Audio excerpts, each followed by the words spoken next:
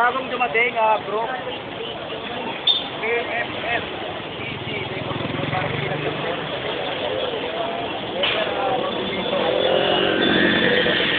Ornet, 400.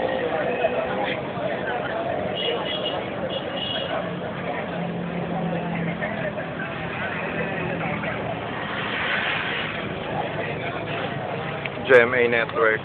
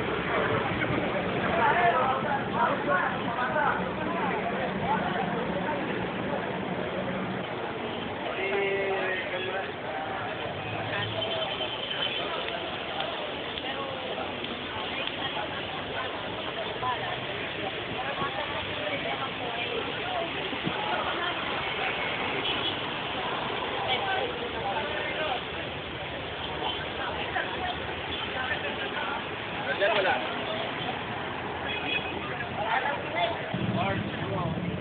Pero ano magkata? 24 pa.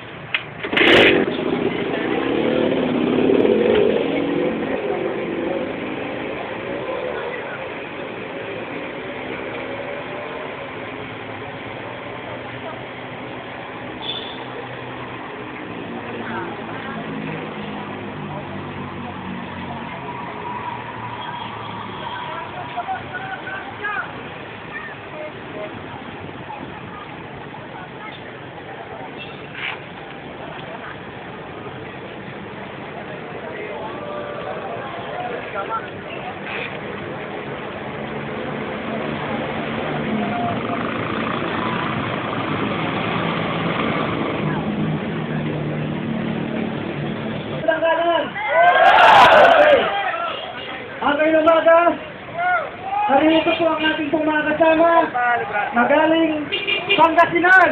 Saan po sila? Taga Pangasinan. Okay. Nandito rin po ang mga taga Ilocos Norte. Nandito rin po ang taga La Union. At nandito rin po ang taga Tarlac. At nandito rin po mga kasama ang kasama natin galing Marikina. Okay. Ang muli po mga tagunaga, ang una pong magpapahayag ng kanila pong mensahe ay walang iba kundi si Patricio Arellano.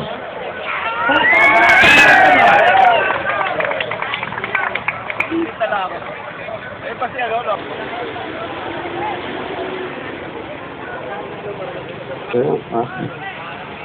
So isang hangarin. At tayo po narito ating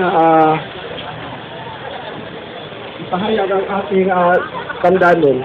Narito tayo para hadlangan ang pagtataas ng dues ng tabako. Ano po ba ang magiging resulta kung tataas ang dues ng tabako? Pag tumaas po ang tabako ay ibig kong sabihin, kahirap po sa ating mga magsasaka. At siguro po, maaari pang ito ang kamamatay ng industriyang tabako. Kung mamamatay po ang industriya ng tabako, saan po tayo kukuha ng kabubuhay ng ating pamilya? Tayo po ay umaasa sa sa industriya ng tabako. Dito po natin kinukuha ang kinabuhayan ng ating pamilya. Ang ginagastos natin para sa mga pag-aaral ng ating mga anak. Paano na po? Sa tayo ko po gagastusin natin Sinasabi nila na ito daw ay gagamitin sa health project ng gobyerno. Pero ano pong mangyayari? Marami pong nagkakasakit. Aminado po kami na ang sigarilyo ay isa sa nagkakasakit. Pero sakali po ba ang isang magkakasakit ng sigarilyo at ang mga apektuhan ng batas na ito ay ang buong pamilya sa pagkawala ng aming trabaho at ng aming kabuhayan? Sino ba ang dapat bukosan ng gobyerno? Ang aming bang kabuhayan o ang sinasabi nilang health program ng gobyerno? Yan po ang sinasabi namin. Dapat magkaroon ng alternative na pamamaraan para lunasan ang health program ng gobyerno at hindi daanin ng aming produkto. Kami po, ako po sa kami po ay isang labor union. Kami po ay PMSC labor union. Sa Pangulo ng ating union. Sa ngayon po, napakahirap na ng sitwasyon ng mga magsasaka ng tabako dahil ito ang ating gobyerno ay sinupos na alternative na pamamaraan ng pagtatanim. Sinasabi sa kanila, huwag silang magtanim ng tabako at pumunta sa iba pang produktong agrikultura. Pero ang mga magsasaka po ay naniniwala na kapag sila ay nagtanim ng tabako, na sila ay may bibili na sa kanilang produkto. Pero kapag ang itinanim nila ay sinasabi nilang bahay kubo product, malabo po na sila ay kumita dito. Ganyan po ang tindig ng mga magsasaka ng tabako. Sabi naman po, bilang manggagawa, simple lang naman po ang aming pinaglalaban. Hindi po kami labas sa pagtaas ng buwis. Ang sa amin lang po, sana aralin ng gobyerno at ng Department of Finance kung ano yung magiging epekto nito sa aming mga manggagawa. Yung buwis po ay tama lang yan para sa proyekto ng ating bansa. Pero kung ang epekto nito ay kawalan ng hanap buhay ng mga manggagawa at mamamayan, kami po ay lalatag sa kalsada upang ipaglaban ang aming karapatan. Anong part ng industriya natin? Sa ngayon po, ang laki po ng pag-usapan po natin ay market. Marami pong industriya ng sigarilyo dito, pero sa laking pong yan, maaaring ang mga pagsalit pagpupuntabi na yan ay ang mga kumpanya. Pero kami, bilang mga manggagawa, umaabot na po ng 3 milyon ang independent ng cigarette industry sa ating bansa.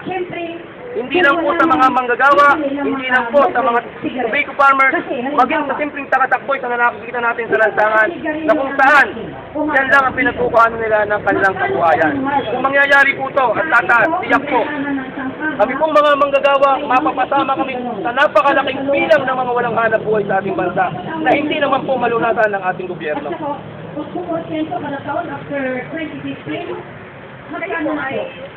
O kaya, yung MSCC Labor Union. brand ng sigarilyo natin, Marikina po. yung Fortune, 20 pesos po ang nakasal. Oo, factory po yun. Na po doon sa Factory po yun ang tinatawag namin low end brand sa mga malaking epekto. pagdating po ng dalawang taon. Cigarette. So, matutunan na sa peso. Kaya siya po ang pinagsasabi.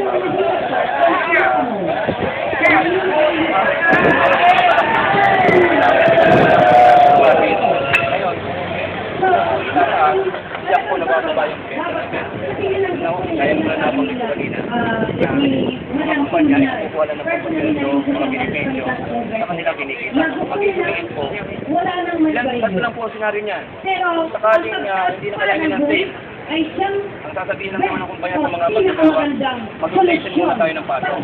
Kapag hindi pa rin kinaya ng kumpanya, ang sale, sasabihin mag-shutdown tayo, 1, 2, 3, 4 na buwan. Ano pa, dadalhin mga manggagawa sa kanya pamilya. At patuloy po, yung kapag ating hindi ng kumpanya, pinagpaguran, yung ating magtatara. At kami po maapektuhan. pinagpapagugi. Sa ngayon po, nasa pinaryo na ang House Bill at ito'y biglang ipinasa sa komite yung rate nang wala man lang pagsabihin sa mga mamamayan na maaaring maapektuhan ito. Kaya po, mamaya po, pupunta rin kami ng Congress para maging bahagi kami ng session. Yung mga lower plus na list o dahil yung tabako namin ay Ang hindi effect na po kasi mabili yan eh, ng may mga kumpanya 2 years na po yan. gumagawa ng sigarilyo dahil Unang taon, hindi na 2013 po, mabili. Yun ang mga pagkaan, natin. 2013 saka 2014. Ngayon, ang tanong ko Bali, ngayon, magdadalawang kay taon po kasi. Secretary Kusima, kung nandito sana, bakit sinulong ang secretary na kakayanan naman niya ang Ay, hindi po natin alam yun. mga sigarilyo? Pero sa amin po, nagbiyak po na talagang hindi kami pinagbigyan ng gobyerno. Paano yan? Kami po galing sa Marikina yung mga ng 460. Pero, nag-import tayo ng mga sigarilyo galing sa ibang bansa na ang ginamit na tabako ay hindi naman Sa factory, almost 14 years na na. ginamit dito sa atin, hindi sa ibang bansa. Ito ba ay magbubuhay? Nang kasing taas na ngayon, ipapatang na buhay sa atin, sila pa ba'y mas makaburas pa yung mga dayuhan kaysa tayo na namamayang mga Pilipino? Hindi ko makatuliran yun. Hindi ko makagay. Hindi ko makatuliran yun. Kaya gusto ko na kanyang marinig, yung sabi natin, siguro naman ko. Gumawa ng mga, yung mga silabol na sigarilyo, paano naman ang hanap buhay nila? Lalo na yung mga may binagkakaitad ng katulad ko. Pag lilipat sa ibang trabaho, may tatanggap pa kaya sa malapit ng mag-enroll sa senior citizen group? Meron pa kaya po natatanggap? Tapos yung mga itong mga may mas bata-bata pa na mga mas bata pa na nagpupundar ng mga pamilya. Paano sila ang kabuhayan nila? Uulan na.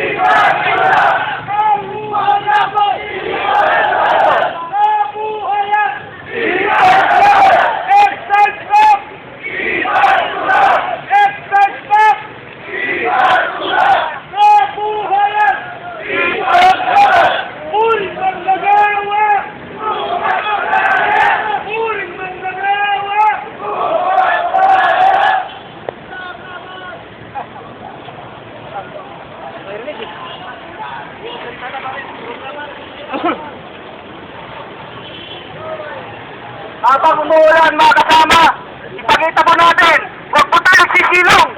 Minsan lang ito. Ngayon naman, mapakinggan po natin ang isang leader mula sa Marikina. Ang malaking leader, walang iba, kundi si Danny Batalier. Malangit yan.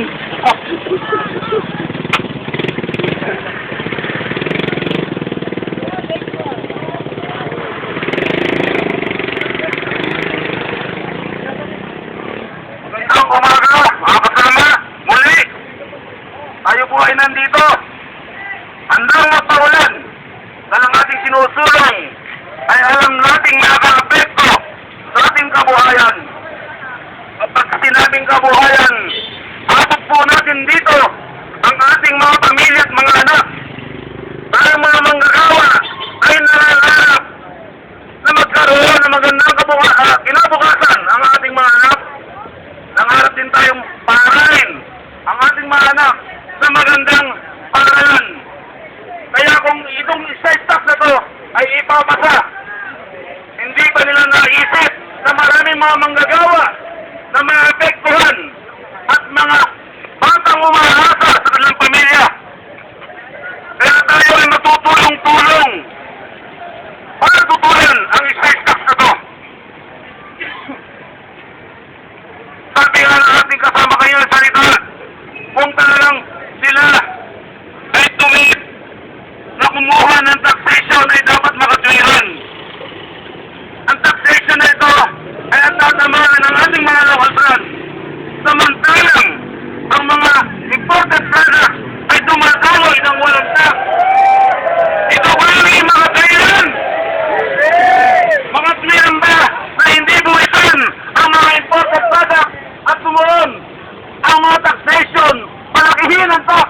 sa bahagi ng ating local brand.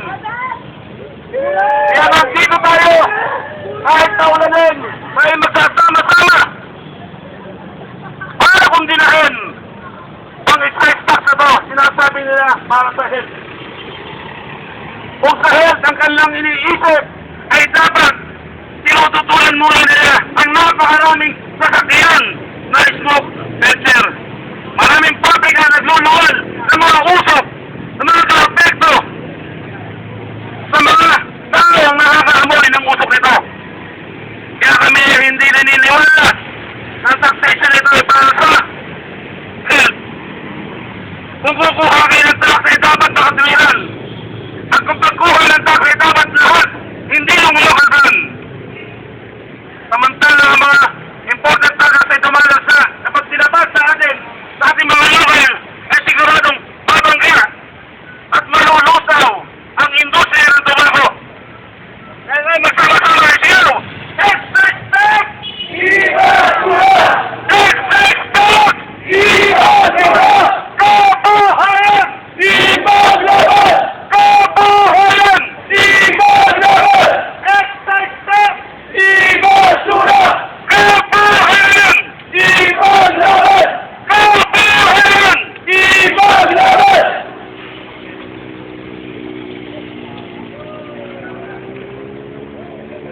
Maraming salamat kasama ang dali. Malinaw ang kanya pong sinabi